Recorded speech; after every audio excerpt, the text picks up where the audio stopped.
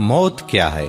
सबसे पहले मेरी मौत पर मुझसे जो छीन लिया जाएगा वो मेरा नाम होगा, इसलिए कि जब मैं मर जाऊंगा तो लोग कहेंगे कि लाश कहाँ है और मुझे मेरे नाम से नहीं पुकारेंगे। और जब नमाज जनाजा पढ़ाना हो तो कहेंगे कि जनाजा ले आओ, मेरा नाम नहीं लेंगे। और जब मेरे दफनाने का वक्त आ जाएगा तो कहेंगे कि मैयत को करीब करो, मेरा नाम भी याद नहीं करेंगे। जब मैं मर जाऊंगा, कब्र के करीब लाया जाऊंगा, उस वक्त ना मेरा नसब और ना ही कबीला मेरे काम आएगा और ना ही मेरा मनसब और शोहरत। कितनी फानी और धोखे की है ये दुनिया जिसकी तरफ हम लपकते हैं। बस ऐ जिंदा इंसान, खूब जान ले कि तुझ पर गम और अफसोस तीन तरह का होता है। नंबर 1, जो लोग तुझे सरसरी तौर पर जानते हैं वो मिस्कीन कहकर गम का इजहार करेंगे। नंबर 2, तेरे दोस्त चंद घंटे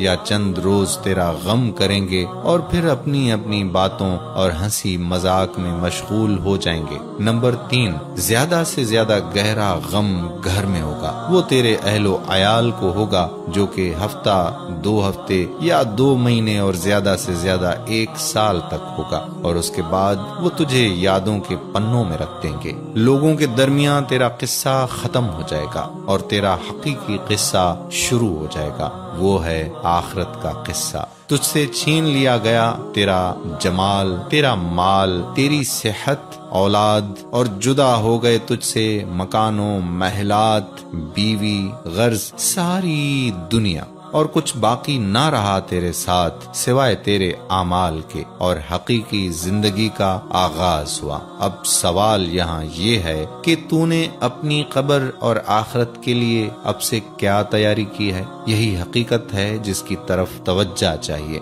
इसके लिए तुझे चाहिए कि तू एहतमाम करे फराइज का, नवाफिल का, पोशीदा सदका और सदक़े जारिया का, नेक कामों का, रात की नमाजों का, शायद कि तू निजात पा सके।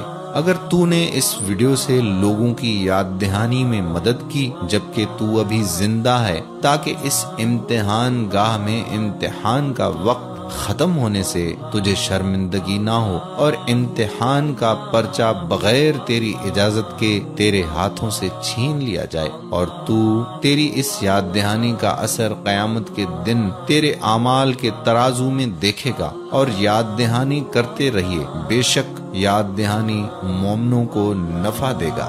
मैयत सदका को क्यों तरजीह देती है? अगर वो दुनिया में वापस लौटा दी जाए, जैसा कि कुरान में आता है कि ऐ रब, अगर मुझे थोड़ी देर के लिए वापस लौटा दे तो मैं सदका करूं और नेकों में शामिल हो जाऊं। सूरा मुनाफिकून। तब इंसान ये नहीं कहेगा कि उम्रा करूंगा, नमाज पढ़ूंगा, रोजा रखूंगा। उलमा ने कहा कि मैयत सदक़े की तमन्ना इसलिए करेगा क्योंकि वो मरने के बाद उसका अजीम सवाब अपनी आंखों से देखेगा, इसलिए सदका कसरत से किया करो। बेशक मोमिन क़यामत के दिन अपने सदक़े के साए में होगा। और आप इस वक्त अगर सदका कर सकते हैं तो 10 सेकंड के अंदर अंदर इस मैसेज को नसीहत की नीयत से फैला दें। मौत के वक्त भी शैतान का भारी हमला होता है। या रब्बे करीम, उस वक्त भी हमारे ईमान को सलामत रखना। आमीन सुम्मा आमीन या रब्बल आलमीन। दोस्तों, सदक़े जारिया के लिए वीडियो को शेयर कर दें ताकि हमारे बाद भी इस्लाह का ये सिलसिला जारी और सारी रहे। जज़ाकल्लाह खैरा।